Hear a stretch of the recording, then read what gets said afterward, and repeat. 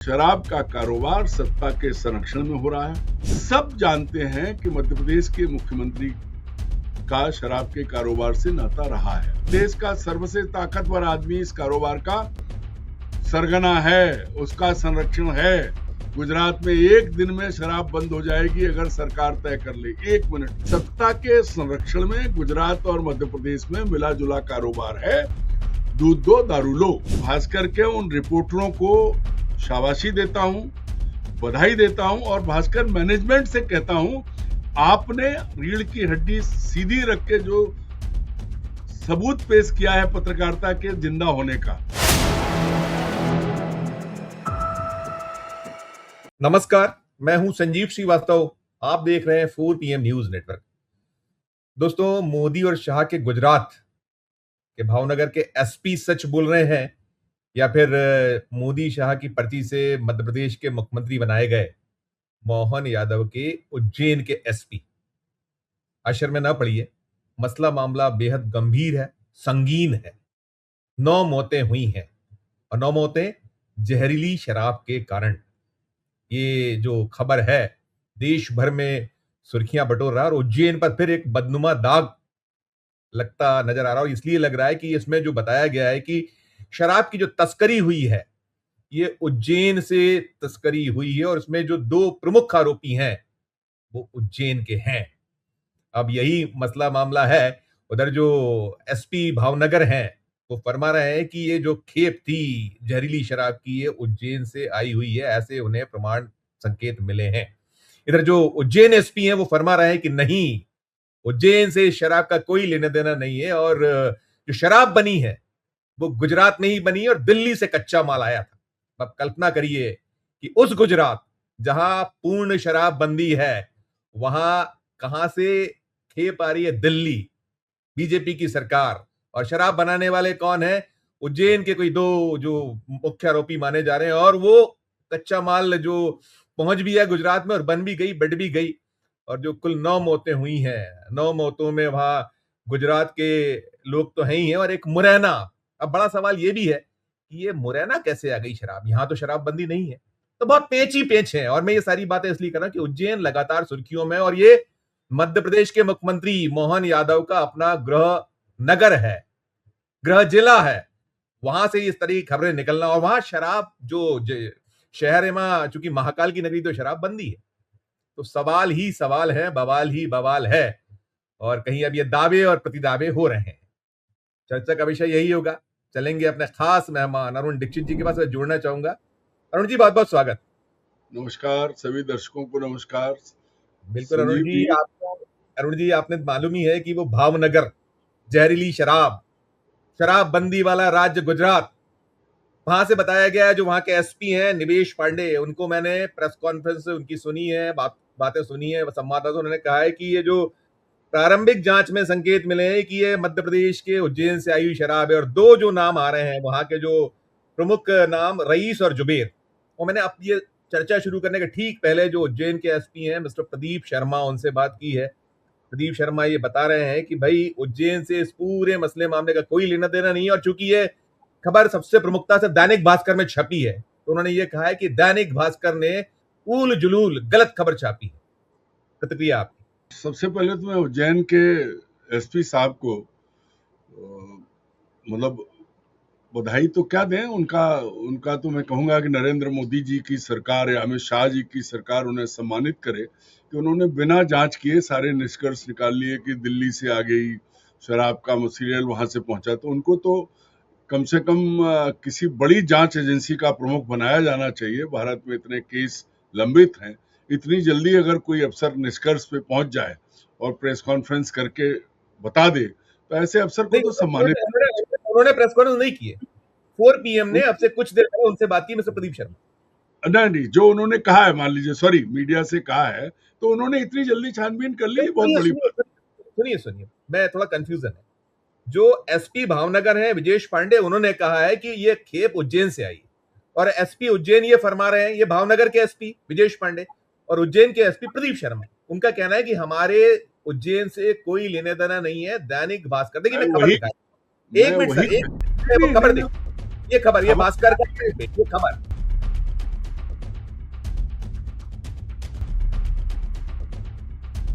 अब आप खबर बोलिएगा कि संजय खबर में जी वो में आप नहीं। नहीं, आप जो कह रहे हैं मैं उसी को कह रहा हूं कि इतने तेज तर्रार अफसर कि उन्होंने तत्काल डिक्लेयर कर दिया कि उज्जैन का कोई लेना देना नहीं है, और सब भास्कर उलझुल खबर छाप रहा है। ये जो जितनी तेजी है, अब आप बड़े मजे की बात यह है कि गुजरात वो राज्य है देश का जिसमें सबसे पहले शराबबंदी, मद्य निषेध लागू है। महात्मा गांधी का राज्य है, बरसों से लागू है।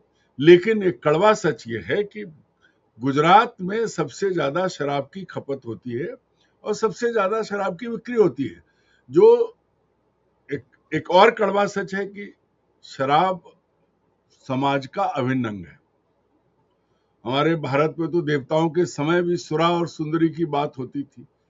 सुरापान और मदिरापान बहुत पुरानी बात है और इसको समाज से अलग नहीं किया जा सकता, और इसी को लेकर के एक लंबी बहस चलती रही है।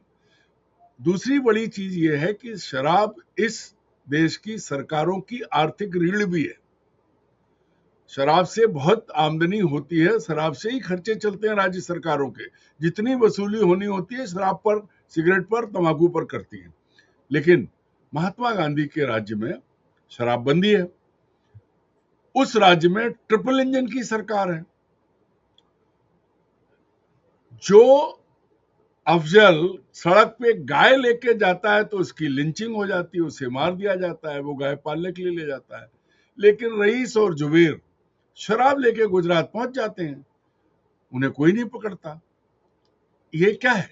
ये देखिए महात्मा गांधी के राज्य में कैसा रामराज है कि जुबेर और वो उज्जैन से लेके पहुंच गए। एसपी साहब ने ऐलान भी कर दिया कि वो लाए। भाई पांडे जी ने कहा सही है, क्योंकि गई है अवैध शराब गई है और वहां लोग मरे हैं और इससे पहले भी मरते रहे हैं। एक और कड़वा सच ये है कि गुजरात में शराब का जो कार्टेल है, मतलब जो धंधा है, उसकी कमांड देश के सबसे ताकतवर आदमी के पास है। वो ताकतवर आदमी आज ये देश चला रहा है, वो कंट्रोल करता है। उसको पता है कौन से राज्य से, और आपको याद हो कि हिमाचल से भी शराब पहुंचती है गुजरात में, पंजाब से भी पहुंचती है और केरल से भी आ जाती है और तमिलनाडु से भी आ जाती है, कहीं से भी जाती है। लेकिन सबसे बड़ा सप्लायर गुजरात की शराब का मध्य प्रदेश है। आप सीमावर्ती जिलों को देखें, मैं उज्जैन पे आऊंगा, बहुत विस्तार से आपको बहुत बढ़िया जानकारी दूंगा, दर्शक भी जानेंगे कि क्या हो रहा है। आप उन जिलों को, आदिवासी जिलों को देखिए जो छोटे छोटे जिले हैं, उनके शराब के ठेकों का देखिए हाल क्या है, कितनी कीमत में उठते हैं। क्यों? क्योंकि सीधा गुजरात से कारोबार होता है। उन जिलों में, सीमावर्ती जिलों में जो एक्साइज ऑफिसर पोस्ट किए जाते हैं, उनका रेट क्या होता है। ये मध्य प्रदेश की बात कर रहा हूं मैं, गुजरात में तो ये होता ही नहीं है। वहां तो सीधी सप्लाई है, वहां कोई ठेका और एक्साइज अफसर नहीं है, लेने वाला, देने वाला, पहुंचाने वाला, सप्लायर। अब जो बात आई उज्जैन की, मैं आज आपने बात की, मैं भी एक बात कर रहा था। हमारे गुजरात में बहुत सारे मित्र हैं, तो एक मित्र ने बड़ा मजेदार बात कही, आप भी हंसोगे। बोले देखिए भाई, ये गिव एंड टेक का मामला है। हमने आपको अमूल दिया, आपने हमको दारू दी। मैंने कहा भाई मैं समझा नहीं। बोले देखो कितना बड़ा प्लांट हमने अमूल का लगाया उज्जैन में, तो दे रहे हैं ना आपको, तो बदले में भी तो कुछ चाहिए, तो बदले में दारू आ रही है। और एक और बड़ी चीज, मैं किसी पर व्यक्तिगत आक्षेप नहीं लगाता, लेकिन सब जानते हैं कि मध्य प्रदेश के मुख्यमंत्री का शराब के कारोबार से नाता रहा है। वो खुद नहीं करते, वो सब चीजें हैं, उनके परिवार का दखल रहा है। और वहां का शराब ठेकेदार, मैं उसका नाम नहीं लूंगा, उसको छोड़ के भागना पड़ा। और उज्जैन की खबर यह है कि नीमच के जीरन से बॉटलिंग होती है और जाती है गुजरात। उसमें एक गंगा नहाने वाले सज्जन हैं, वो मूल कारोबारी हैं, राजस्थान से गए हैं, मध्य प्रदेश के नीमच में शायद हैं वो, उनका कारोबार है शराब का बहुत बड़ा, बड़े ठेकेदार हैं। और एक यादव जी हैं, दोनों का मिला जुला कारोबार है। वो कौन यादव है सब जानते हैं, मैं नाम नहीं लूंगा। मूल बात यह है कि शराब को लेकर के, जिस तरह से जमीनों को लेकर के उज्जैन में एक तरफा मामले हैं, शराब को लेकर भी वही है। वो एक ठेकेदार जो उज्जैन से भगाया गया क्योंकि मूल कारोबार पर कब्जा करना था। उस कब्जे में जब आपके हाथ में सत्ता है और जब आपका समझौता है कि दूध लेंगे और दारू देंगे, अघोषित वो है, तो उसमें बहुत सारी चीजें ऐसी हुई हैं संजीव जी कि पाइपलाइन सीधी जुड़ी है। एसपी साहब बेचारे क्या कहें, सब जानते हैं उनको, क्या ये तो नहीं कह सकते कि हाँ हमारे यहाँ बन के गई, ये भी वो नहीं कह सकते, और ये भी नहीं कह सकते कि वहां कारोबार कौन करवा रहा है, ओ ये भी नहीं कह सकते कि यहाँ के कारोबारी कौन है, हम जानते हैं। अन्यथा ये भी पता होता है कि जो पुराना शराब ठेकेदार 3 साल पहले था वो कहाँ गया, और मध्य प्रदेश में शराब के कारोबार की आज क्या स्थिति है। विदिशा विदिशा में शरण लिए हुए वो एक खास जो शख्स है उनका, वो कहीं वो उनके यहाँ शरण लिए हुए विदिशा। अब वही कह रहा हूं ना कि शराब कारोबार की स्थिति क्या है, कैसे कहां से कहां पहुंचा है। मैं तो कहूंगा ना कि इन एसपी साहब को अगर शराब के मामले में जांच का अधिकारी बना के 2-3 राज्यों में सौंप दिया जाए तो मजा आ जाएगा, सारी चीज निकल आएगी। तो जो बात कह रहे थे, मूल बात यह है, शराब का कारोबार सत्ता के संरक्षण में हो रहा है। मुख्यमंत्री मोहन यादव जी के आसपास जो लोग हैं उन पर उंगलियां उठती रही हैं। वो शराब कारोबारी जो भागा हुआ है उसने कितने आरोप लगाए थे आप भी जानते, हम भी जानते, पर उज्जैन पुलिस और सब पुलिस वालों ने उस पर जो मुकदमे किए झूठे, उसे जान बचाना मुश्किल हुआ। यही नहीं, मध्य प्रदेश में शराब के कारोबार की स्थिति भी आपको बताता हूं। मध्य प्रदेश के एक पुराने बड़े शराब कारोबारी दबाव के चलते मध्य प्रदेश छोड़ के उत्तर प्रदेश चले गए हैं। उनकी नई शराब फैक्ट्री जो है, बियर फैक्ट्री, वो उत्तर प्रदेश के एक नए औद्योगिक इलाके में लग रही है। वो बड़े प्रसन्न है, स्वामी योगी आदित्यनाथ की सरकार से बहुत प्रसन्न है। वो कहते हैं इतनी अच्छी सुविधा और कहीं नहीं मिल सकती। तो ये जो मैंने कहा ना कि शराब सरकार चलाती है, ये उसका है। यहाँ क्या हुआ, उनकी फैक्ट्री बंद कर दी गई, उनसे कहा गया कि हिस्सा हमको दे दो। उन्होंने बताया कि साहब ऐसे कहा कि, तो हमने कहा सब ले लो, क्या करना है, पूरे देश में चूंकि बड़े कारोबारी है। जानता हूं। तो ये जो मूल चीज है कि भैया जुबेर और रईस यहां से लेके पहुंचे तो उनका संरक्षक कौन है, वो कैसे गए, एसपी साहब के कह देने से परिस्थितियां नहीं बदल जाएंगी। देखिए हमने आपको बयान, हम तो कह रहे हैं कि एसपी भावनगर सही है कि उज्जैन सही है। मैं ये कह रहा हूं अरुण जी, देखिए मैं तो दोनों बातें, मेरी बात सुनिए अभी आप। मूल बात यह है, महाकाल की नगरी को आपने धार्मिक नगरी कह के वहां शराब की बिक्री बंद कर दी। वो बेचारे जो वहां जो है अपने भैरव बाबा शराब पीते थे, उनके लिए भी शायद शराब का संकट हो गया है। ये जो चीजें हैं इसको कोई रोक नहीं पा रहा है, और मध्य प्रदेश से सिर्फ शराब नहीं, बहुत कुछ जा रहा है, बहुत कुछ हो रहा है। जी जी जी अरुण जी, देखिए जी आप करिए, कंप्लीट करिए, दो तीन सवाल। सत्ता के वही कह रहा हूं, सत्ता के संरक्षण में गुजरात और मध्य प्रदेश में मिला जुला कारोबार है, दूध दो दारू लो। बिल्कुल नहीं अरुण जी, मैं ये कह रहा था, मैंने भी इसमें कोशिश की, क्योंकि हम लोग इस मध्य प्रदेश के हैं। हम उज्जैन जो हम भी माथा टेकने जाते हैं, महाकाल जो है मंदिर में बाबा के समक्ष हम भी पूजा अर्चना, और सब हमारा भी सनातन पर विश्वास है, हमारा भी जो है हिंदुत्व के हम पैरोकार हैं। हम उसका वो नहीं करते, जो प्रदर्शन नहीं करना चाहिए न करते। यहाँ ये निकल कर आ रहा है जी। मैंने देखिए कोशिश की, कलेक्टर रोशन सिंह जो है उनसे कोशिश की, मैंने आबकारी आयुक्त दीपक सक्सेना को कॉल किए, मैसेज छोड़े, कोई उनके जवाब नहीं। और इसके अलावा जो जहां जहां हम टटोल सकते, क्योंकि हमारा उज्जैन, हमारे मुख्यमंत्री जी मोहन यादव साहब जो इतने, वो जो विक्रमादित्य और महाकाल के पुत्र, सबके वो इतने बड़े, और उनका फिर एक चेहरे पर दाग लगे, एक ये है कि उज्जैन, ये बार बार होता है। तो अब ये कि 28 पेटियां यहां से निकलती हैं, जो एसपी भावनगर बताते हैं 15 बरामद हो गई, 13 गायब है, 1000 गांवों में अलर्ट किया गया है। एक चीज, दूसरा, मुरैना में कैसे आ गई? यदि ये वहीं बनी थी, जैसा कि यहाँ के एसपी साहब ने तो एक जारी कर दिया फरमान की वो वहां बनी है, तो ये एक बड़ा है कि देखिए मोदी और शाह, जिनका अपना गुजरात, वहां शराब बन रही है और वहां आंख मूंदे बैठे हैं। तो ये बड़ा मसला है मामला, क्योंकि ये दिल्ली तक पहुंचेगा कि उन्हीं के अपने जो कृपा जिन पे उनकी बरसी है, पर्ची जिनके नाम उन्होंने खोली, उस राज्य से निकल के जाता है कि ये पूरा गुजरात में ही सब कुछ हुआ है, हमारा लेने देना नहीं है। तो ये मुरैना कैसे आई, अलर्ट क्यों घोषित हो रहे हैं, सवाल यही सारे हैं। करिएगा आप एक टिप्पणी।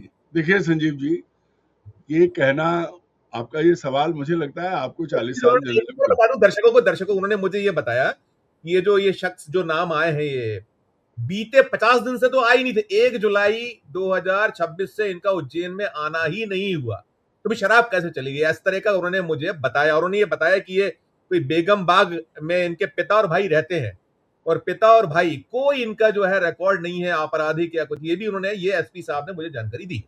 करिएगा आप टिप्पणी। मैंने आपको कहा ना, वो तारीफ की ना एसपी साहब की। मैं एक और बात बता दूं कि मतलब जहां लोग लाखों लोग आते हैं, फिर वही बात आती है कि ऐसे एसपी को तो जंतर मंतर पर भेजा जाना चाहिए था ताकि सारे अपराधियों को पकड़ लेते। वो लाखों लोग रोज आ रहे हैं, उन्हें ये पता है कि 50 दिन से आए गए नहीं, तो इसका मतलब यह है कि पेशबंदी की तैयारी बहुत अच्छी है। दूसरी बात जो आपने मुरैना की कही, मध्य प्रदेश में हर साल अवैध शराब से, जहरीली शराब पी के लोग मरते रहे हैं, पहली बार तो है नहीं। पूरे प्रदेश में आज भी, मध्य प्रदेश में भी अवैध शराब बिकती है। देसी शराब भी बिकती है और नकली शराब भी बिकती है, दोनों चीजें होती हैं, हर जिले में बिकती है। अगर ठीक से कर लो जांच तो उज्जैन जिले में भी मिलेगा आपको सब, कोई जिला छूता नहीं है। भोपाल में पकड़े जाते हैं, ये जो भोपाल राजधानी। अरुण जी, ये जो इंडियन मेड फॉरेन लिकर, इस ब्रांड की ये नकली शराब थी, रॉयल स्टैग जो है उस लेवल की बेची गई, उससे कनेक्शन मिल रहा है कि जो गुजरात में है वही मुरैना में है, तो फिर वहां की बनी शराब मुरैना कैसे आ रही? ये बड़ा सवाल। अगर यहां से नहीं तो कैसे आ रही? नहीं, अब आप जो है, आपने बीच में, मैं वही बात कहने जा रहा था।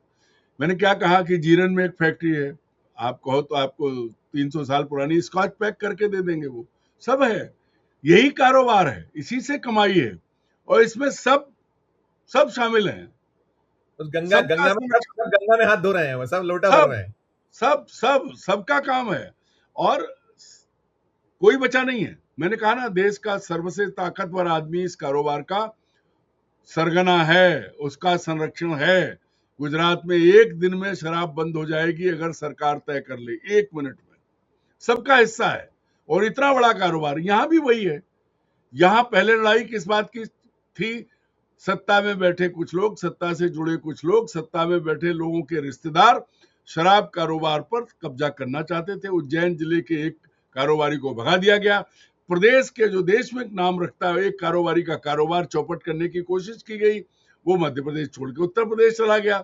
तो पिछले 2.5-3 साल से शराब को लेकर बड़ा काम हो रहा है। और इससे पहले याद करिए आप, शिवराज सिंह चौहान ने कहा था कि नर्मदा के किनारे गांव में शराब नहीं बिकेगी, लेकिन नहीं रोक पाए वो। तो शराब इस समाज का अभिन्न हिस्सा है। शराब की आमदनी से मंदिर भी चलते हैं, और तमाम धार्मिक आयोजन भी होते हैं, सारे सब उससे होते हैं, उसमें सबका हिस्सा है। गंभीर बात यह है कि अवैध शराब के कारोबार को रोकने को लेकर कोई कोशिश मध्य प्रदेश में नहीं हो रही है, बल्कि सीमावर्ती जिलों से लगातार गुजरात शराब जाती है। अगर एक छोटा सा जिला है और उसका ठेका करोड़ों में उठता है, तो वो शराब जाती कहाँ है? वो शराब बिकती कहाँ है? वो गुजरात में बिकती है। उन जिलों का आंकड़ा निकालेंगे तो 2 घंटे हमें आपको बात करनी पड़ेगी, और वो लिस्ट निकल आएगी, उन नेताओं के नाम निकल आएंगे। गुजरात के सीमा से जुड़े हुए भाजपा और कांग्रेस दोनों दलों के नेता गले तक डूबे हैं, तैरते हैं शराब में, और उनकी हैसियत बदल जाती है 1-2 साल के अंदर, सिर्फ शराब कारोबार की वजह से। अब ऐसे में जो बात हो रही है, कोई नहीं रोकना चाहता। शराब की गंगा में नहाना इनके लिए अत्यावश्यक है, क्योंकि उससे सारे काम हो रहे हैं इनके, हर चीज, आर्थिक समृद्धि बढ़ रही है। अन्यथा महात्मा गांधी के राज में शराब बिकना बंद हो जाती है, क्योंकि मोदी जी 2001 में गए थे, वो प्रधानमंत्री बने थे, मुख्यमंत्री बने थे, उन्होंने पूरा गुजरात ठीक कर दिया। शराब क्यों नहीं बंद हुई? कितने लोग मरते रहे हैं। भाजपा भी, भूपेंद्र पटेल मुख्यमंत्री है, पिछले 51 लोग मरे थे 1-1.5 साल पहले। न मीडिया ने वो बात उठाई, न कोई बोला, क्योंकि गुजरात में ये आम बात है। पहली बार आप और हम चर्चा कर रहे हैं, 2 साल ही हुए हैं, एग्जैक्ट डेट अभी सर्च करके बता दूंगा आपको, तब भी अवैध शराब से लोग मरे थे, जहरीली शराब गई थी। तो ये मूल बात ये है कि शराब के कारोबार को जो उच्च स्तरीय संरक्षण है, अब दूध और दारू का कारोबार, वो तो भले ही उन्होंने मजाक में कहा, लेकिन पर्ची जब निकली थी, पर्ची पे पहले सुनते थे चुनाव में पर्ची ली, बोतल ले आए, प्रचार के लिए पर्चियां चलती थी। वैसी पर्ची पे जब मुख्यमंत्री बने उसके बाद तमाम पर्चियां चली हैं और ये कारोबार हो रहा है, ये आमदनी का जरिया है। ऐसे ही नहीं भाजपा के खजाने में हजारों करोड़ जमा हो गए, ऐसे ही नहीं भाजपा की जो अरबों रुपए की बिल्डिंगें बन गई हैं कुछ सालों में, ऐसे नहीं हुआ है। इसमें शराब की जो लहर है उसमें से बहुत कुछ निकलता है। लोग पन्ना और उधर तो जो है वो जमीन खोद के वो करते हैं, यहाँ तो लहरों पर से ही लोग पैसा निकाल लेते हैं। अन्यथा भारतीय जनता पार्टी के कर्ता धर्ता ये हिसाब दे दें कि जो अरबों रुपया उन्होंने इमारतें बनाने पे खर्च किया है पिछले 10-12 साल में, 10 साल में, 8 साल में, वो कहां से आया और कैसे आया। अरुण जी, मैं आखिरी प्रश्न पूछूंगा आपसे, सारी चीजें हैं। मैं तो देश का जो नंबर 1 अखबार दैनिक भास्कर, सच्ची बात बेधड़क, उसी ने स्टोरी की और स्टोरियां लगातार कर रहा है। और इसमें देखिए बहुत कुछ है, इन्होंने तो एक सिरे से खारिज किया कि भास्कर ने कुछ भी छाप दिया है, उल जुलूल जो है वो कोई उसमें तथ्य नहीं है, प्रमाण नहीं है, सब गैर वाजिब है, इस तरह का उसमें ध्वनि थी जो साहब ने कहा। अब एक चीज और भी देखिए, जो है मोदी साहब ने बंद कर रखे हैं इनके जो विज्ञापन है दैनिक भास्कर के, मध्य प्रदेश की सरकार की अपनी मजबूरियां, पहले भी हुआ था शिवराज सिंह चौहान के दौर में वो जो कोविड, क्योंकि ये तो फैक्ट है कि भास्कर तो सच्ची बात करता है, बेधड़क करता है, और आपको खले बुरी लगे कुछ भी हो, और वो इनके रहमो करम पर नहीं है दैनिक भास्कर अपनी दम पर है। क्योंकि ये जो सब चीजें हैं आप खारिज कर दो, हो गया और कह दो, क्या कहिएगा, ये सब जो ये सिलसिला है, ये एक अंतिम छोटी सी टिप्पणी। मैं एक लाइन में एक बात कहूं, हम भास्कर अखबार के नाते जो उसकी जो जिम्मेदारी है, जो दायित्व है, वो पूरा कर रहा है और उसे ये करना चाहिए। अगर वो ये नहीं करेगा तो वो खत्म हो जाएगा। तो वो उसका अस्तित्व तभी तक है जब तक वो अच्छा, वरना लाखों अखबार निकल रहे हैं, मध्य प्रदेश की राजधानी से सैकड़ों निकल रहे हैं। आप बताइए 40 साल से उज्जैन से हजारों निकल रहे हैं, और जिसमें सबसे ज्यादा वहीं वो गंगा बह रही है उसी तरफ है। मेरे पास थोड़ी अभी आप बात सुनिए, भास्कर की बात जब आप कर रहे हैं, पूरे कितने क्या विज्ञापन सब है उसमें, पन्ने पुर्जे। दूसरी बात कह रहा हूँ, आप विज्ञापनों पे भी मत जाइए। भास्कर के विज्ञापन बंद हो जाएंगे, भास्कर खत्म हो जाएगा, तब तो फिर ऐसे अखबार चलेंगे ही नहीं। भास्कर को भी पता है कि जब वो जो कुछ कर रहा है मैनेजमेंट को मालूम है। दूसरी बड़ी बात यह है, एसपी साहब, फिर वही बात है, इतने चतुर इतने सुजान एसपी हैं, तो उन्होंने अब तक मुकदमा क्यों नहीं दर्ज किया? भास्कर के संपादक, प्रकाशक और रिपोर्टर तीनों पे मुकदमा करके उन्हें जेल में डाल दो। लाओ तथ्य, हाँ साबित करो। उल जुलूल देखिए, जवान चला देना बड़ा आसान है, रिपोर्टर्स मेहनत करते हैं। अभी जो है, जब उज्जैन की जमीनों का मामला निकला था तब ये एसपी साहब के मुंह में जबान नहीं आई थी। इंडियन एक्सप्रेस ने स्टोरी की थी, तब भी बहुत सारी चीजें थी जिसको पुलिस को देखना चाहिए था, जिसको एजेंसीज को देखना चाहिए। 2 करोड़ नगद देकर रजिस्ट्री कराई गई थी, वो नहीं देखी किसी ने। तो ये जो चीज है, भास्कर कागज मुझसे और वो इनकम टैक्स हो रहा है, मैंने दिए थे। मैं भास्कर के उन रिपोर्टरों को शाबाशी देता हूं, बधाई देता हूं, और भास्कर मैनेजमेंट से कहता हूं, आपने रीढ़ की हड्डी सीधी रख के जो सबूत पेश किया है पत्रकारिता के जिंदा होने का, उसको कृपया बनाए रखिए। सरकारें आती जाती रहेंगी और ये काम करने वाले युवाओं को, रिपोर्टरों को प्रोत्साहित करते रहिए। ये जरूर है कि इन बच्चों की पीठ ठोकी जानी चाहिए जो ये काम कर रहे हैं। और आप देखिए, पिछले दिनों भास्कर ने बहुत बड़ी बड़ी खबरें की हैं। हम लोग करेंगे, चर्चाएं करेंगे। किसी नहीं, यही कह रहा हूं कि ये जो है, एसपी साहब को चाहिए तत्काल एफआईआर दर्ज करके सब पे मुकदमा दर्ज करें, अरेस्ट करें। अन्यथा सरकार कराए ना, सरकार की छवि धूमिल हो रही है, सरकार कराए, मोहन यादव कराए, मुख्यमंत्री कराए कि उनके उज्जैन को बदनाम किया जा रहा है। नहीं, बोल कौन रहा है? बोले तो या एसपी साहब है। बिना मोहन के बोलेंगे बंसरी तो है नहीं। आबकारी मंत्री कौन है जानते नहीं हो आप? उस बेचारे की कोई हैसियत नहीं है। वो भी वही का है, वो भी उस गंगा में नहाता है, गंगानगर वाली गंगा में। वो यहाँ का जो आबकारी मंत्री है वो भी सबको, उसे तो बेचारे को ये भी नहीं मालूम है कि वहां क्या हो रहा है, कौन ठेके किसके, कहाँ का क्या है। नहीं, वो तो उनके बारे में उज्जैन के ठेकों पे भी है कि कैसे क्या ठेके गए, करे हम लोगों ने चीजें करी। उसको देखिए, एक बड़ा विषय मैंने पहले कहा ना, बना और हो गया। उज्जैन को अभी आप उज्जैन के ठेके और उज्जैन पे बात मत करिए। दूध और दारू की बात गुजराती कह ही रहे हैं।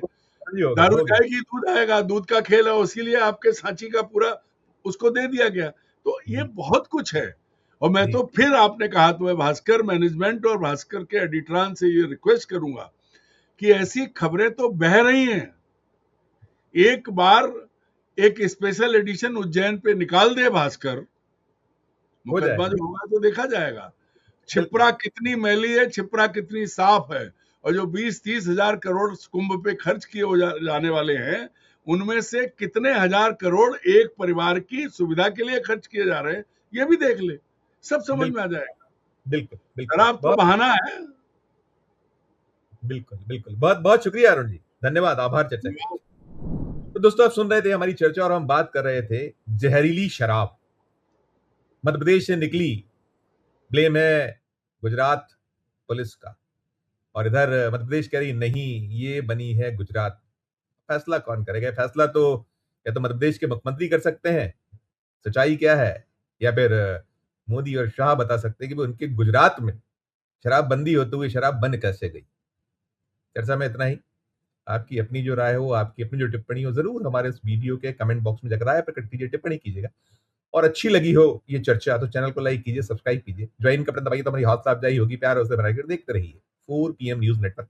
धन्यवाद, नमस्कार।